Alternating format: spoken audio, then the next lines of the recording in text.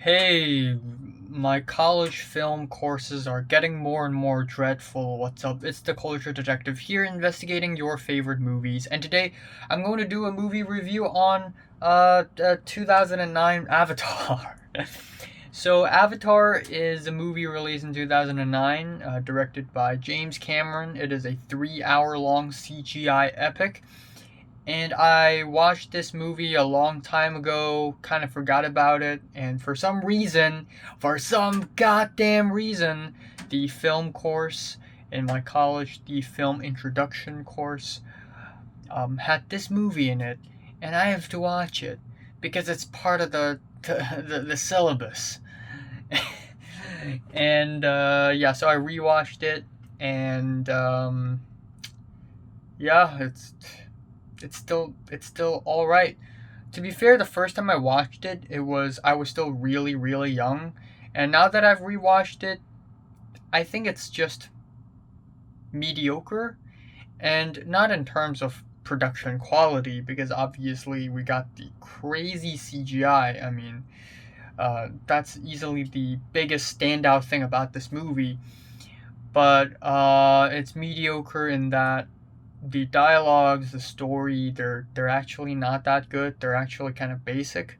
The story is kind of simple. Essentially, it's the future. It's like 130 years into the future, and Americans are like, yeah, let's invade another planet and steal their resources. So they invaded this other planet called Pandora, and on Pandora, there is a species of people called the Navi, and they're actually, good people, and they're victims of these Americans. And we have the main character. Oh, I'm finally I remember the name of the main character. His name is Jake Sully, and Jake Sully, he's like, at first he's like, I don't know what the hell am I doing. I mean, I don't know anything about science, and now I'm in this planet thing. That's crazy. And then he started to learn that, wow, Americans are assholes for trying to kill a bunch of indigenous people on another planet.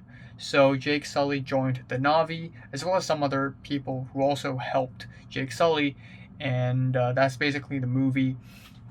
So yeah, CGI, CGI, CGI. As far as 2009 CGI goes, this is actually pretty damn good. But still, that being said, CGI never ages well. I don't care what kind of movie it is, but CGI never ages well. Movies from the early 2000s using CGI is gonna look hideous in the late 2000s, and movies with CGI in the late 2000s is going to look hideous in the 2010s. And it is the year 2021 where we have deepfakes and 4K animation, crazy good animation CGI, and all that. So, yeah, needless to say, a lot of the CGI in this movie didn't look so updated now, especially Sigourney Weaver's Avatar. It looks terrible. It looks cringy as hell. And then afterwards, yeah, even though I appreciate that the story is about sort of a metaphor about how the USA is destroying other people's homes just to get their resources, like how the USA has been droning and bombing and killing um, people, Middle Eastern people for their oil. And it's a good metaphor. I'm happy that there's a movie about that, except this movie is also at the same time a very cartoonish way of looking at things, sort of simplifying it. Like, there are more than that, but usually things are way more complicated than that. This movie really dumbed it down. This movie really played it simple, I think. And also, the dialogues are pretty bad. There are some lines that are just like, oh wow, what? What? There's one line where Sigourney Weaver's character and the main villain of the movie, this general soldier, this marine guy, and the Marine guy, and they got into an argument, and the Marine guy was like, "Shut your pie hole." It was quite cringe. And there are several other bad dialogues here and there.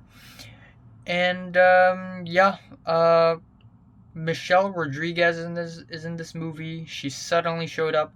She suddenly became the good, like she suddenly decided to betray the American main gang and join the protagonists all of a sudden without any build up or explanation. She just popped up out of nowhere, and I feel like her character is just kind of a head scratch because she didn't really do anything. But yeah, aside from that, it's not terrible. I still appreciate the fact that they made it 3 hours long and not 2.5 hours or 2 hours, because a story like this, there's a lot to uncover. And it's obvious that they put a lot of thought and effort into building the world of Pandora, you know, the plants, the animals, the language, the conlang, and their cultures and all that stuff. Even though, again, there are aspects about the lore behind this movie that's just kind of simplified, especially the ending, which I'm not too crazy about, when we have the final, ultimate, epic, explosive climax. It definitely would have been better if Jake Sully and co would formulate a plan, but there really isn't a plan. They just fight and fight and fight, and that's it. So, okay, okay, notifications. So yeah, just gonna leave it here. I'm just happy that this is the last movie I'll have to watch for this film introductory course. Gosh darn. And yeah, not only is the film introduction course dreadful, I mean, it's not the worst course ever, but it's just disappointing. But also the script writing course. It's not even about script writing. It's all about log lines and TV show Bibles, and we have to, I can't believe it, we have to spend the last few weeks in this film script writing course syllabus focusing on reality TV, and we have to make a huge presentation about that. I don't fucking care about reality TV. I don't give a shit about reality TV. What the hell is this syllabus? It just disappoints me further and further and further. I know this sounds crazy because college is nowhere near as stressful as my secondary school life, but I'd still prefer my secondary school life over college because college is so lame.